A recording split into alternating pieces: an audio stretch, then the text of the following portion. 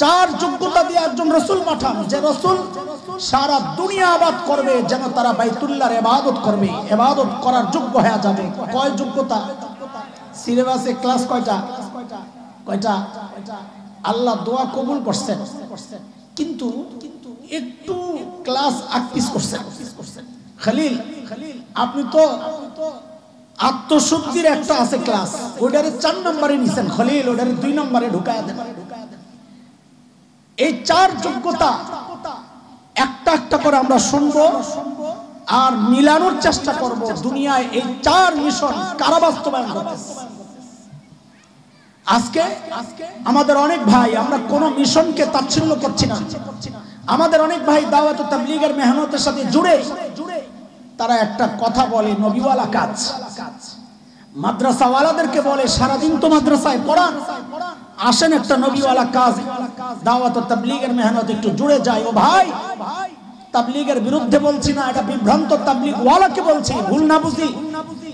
সত্যিকার নবীওয়ালা কাজ যদি যা হয় কোনটা, সেটা হচ্ছে খলিল যে 4 কাজের প্রস্তাব আল্লাহর কাছে করেছেন, যে 4 দায়িত্ব দিয়ে আল্লাহ আমার নবীকে পাঠাইছেন, সত্যিকার নবীওয়ালা কাজ হচ্ছে ওইটাই। সেই 4 কাজ কি? 1 নাম্বার, ইয়াতলু আলাইহিম আয়াতিক। যিনি, আচ্ছা শুনেন, খলিল দোয়ায় যেই রাসূল চাইছেন, আপনারা কি বুঝছেন ওই রাসূলকে? বলেন কে? জোরে কর। কেমনে বুঝলেন এটা? ওখানে কি আছে রব্বানা ওয়াবাস ফীহিম মুহাম্মাদান রাসূলা? আছে। তো রাসূল তো কত গেছেন আসছেন, তো আপনি কেমনে বুঝলেন যে এই রাসূল মুহাম্মদুর রাসূলুল্লাহ? কেমনে বুঝলেন? কারণ আছে। এই কারণ যে বুঝে না, সেও একটা মাসালায় পেছ লাগায়। ছাত্ররা বুঝে এগুলা, ভিতর থেকে বুঝো জিনিস। এই দোয়ার মাকসাদ যে আমাদের নবী, এটা কেমনে বুঝলাম? কারণ খলিলের দোয়ার মধ্যে আওয়াম যারা, সাধারণ মানুষ, আপনারাও বুঝেন। আজকে আপনাদেরকে নিয়ে কথা বলার মাকসাদ ছিল না আমার, কিন্তু আপনাদেরও বোঝা দরকার এটা। খলিলের দোয়ার মধ্যে একটা ছোট্ট অংশ আছে, ইয়াতলু আলাইহিম আয়াতিক, যিনি আপনার কালামের, আপনার কিতাবের আয়াতগুলোকে তিলাওয়াত করে শোনাবেন। এখন এই দোয়া যে আমাদের নবীর জন্য, বুঝলাম কেমনে? কারণ অন্য কোন আসমানি কিতাবের তিলাওয়াতের সিস্টেম ছিল না। অন্য কোন আসমানি কিতাবের তিলাওয়াতের সিস্টেম ছিল না।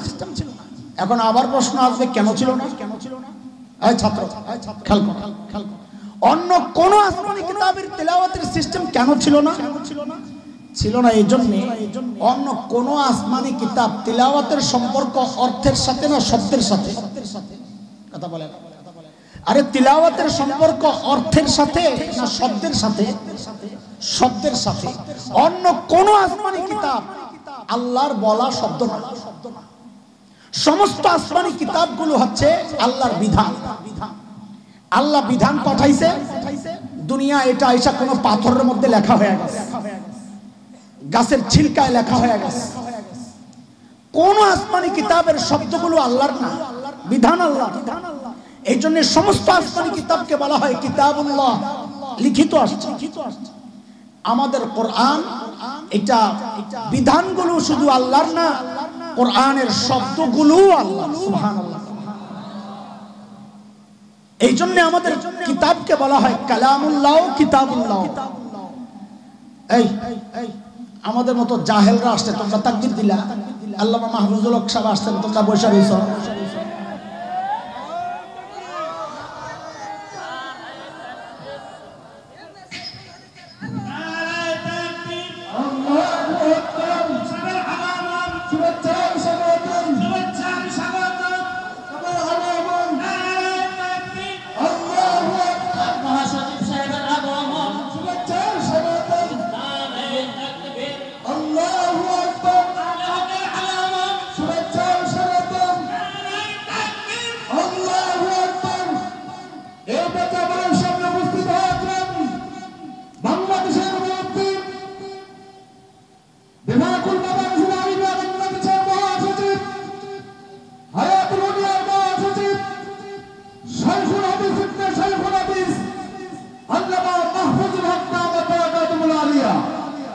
আল্লামা মাহফুজুল হক দামাত বরকাতুহুল আলিয়া।